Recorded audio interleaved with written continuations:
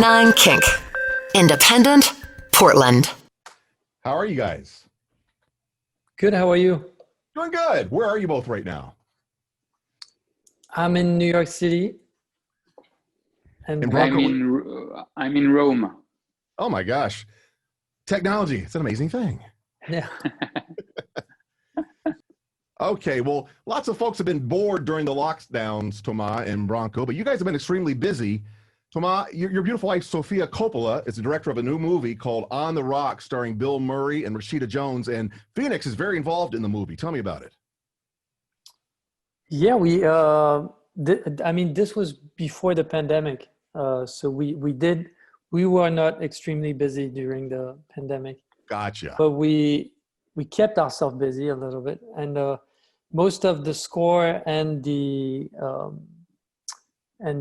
most of the music that we did for the movie we did before, and then we kept tweaking at it and just making sure everything was right. And have you seen the movie? I have not seen it yet, but I can't wait to watch it. Yeah, I mean, when you work on something, it's kind of the problem. You see it very early, but then it kind of ruins it for you a little bit because you see it at every stage. You hear the music 10,000 times. It's hard to see it with the first, like I wish we could reset. We had a reset button. We could just experience the movie like without the professional aspect of it. Sure. I hate to even ask this stupid fanboy question, but I'm such a Bill Murray fan. Did you have the opportunity to meet Bill Murray? Yes. Yeah. I mean, we've met Bill now multiple times since we've had the chance to meet him multiple times, and every time is like every time is a story by itself. It's there's a reason why everybody, there's a reason why he's a national treasure. Now, the movie takes place in Paris, of course. Your song, Identical, is featured in the trailer for the film. Did you travel back to France to record it?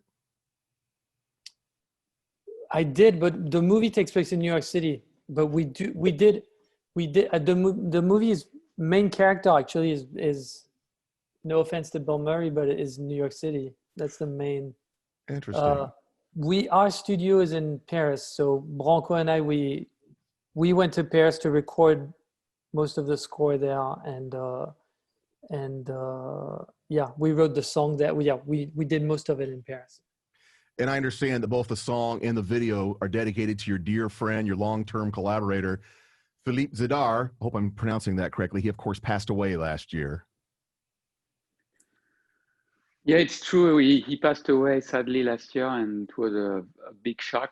And somehow when we wrote this song, we realized it was a bit about him. And it was the first song we wrote after him leaving us alone, because we've been working with him since the very first album. Yeah, he produced your breakout album. Yeah, he produced our very first album, and also the last one he was involved. I mean, he's been like fifth member of the band. So this song is dedicated to him, and it resonated strangely. We didn't really plan it, but it happened to be about him somehow. It'll be so wonderful to see Phoenix live again when this whole pandemic is behind us. I got to tell you, your stage set up for your last tour, I think it was your last tour, it's just brilliant. The plexiglass clear floor, the lights underneath, and that giant mirror on an angle behind you. I mean, it was just spectacular. Did you see us? Was that in Portland, or was that the Hollywood Bowl? The Hollywood Bowl, yeah. We had a lot of. I mean, it's very satisfying when you're done with the record to think about the way you present your music and put all your fantasies and everything you want on stage design. And we grew up with, our favorite artists have always had this kind of extension of their work on stage, whether it's Kraftwerk or Kraftwerk, or Prince.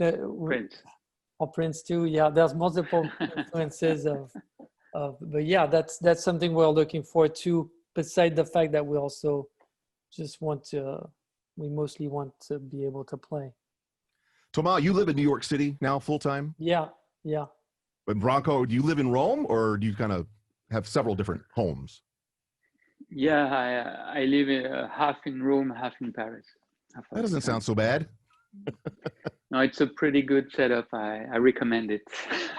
So this is a dumb question, I apologize, but when Phoenix performs in France, do you sing the songs in English or do you sing the songs in French? We stick to English. It's very confusing. It was very confusing to French people at first, but then they got along for the ride. They joined us. We met somewhere. And fortunately, different than here in this country, most folks in France, I think, speak English. Is that accurate? Yes. Yeah. That I would say. I mean, in Paris, I think everybody speaks English. Yeah. Well, I will have you know, I took 5 years of French in high school and college, and I can say bonjour, ça va, and that's about it. We can understand you. You guys have any plans for any virtual performances in the near future? Anything so we can see Phoenix live? No, nothing virtual. I mean, we do that as a studio experience, but it just makes me sad. I haven't watched. I don't want to. I mean, I appreciate that people are trying to do something, but every time there's always something, and it just makes me.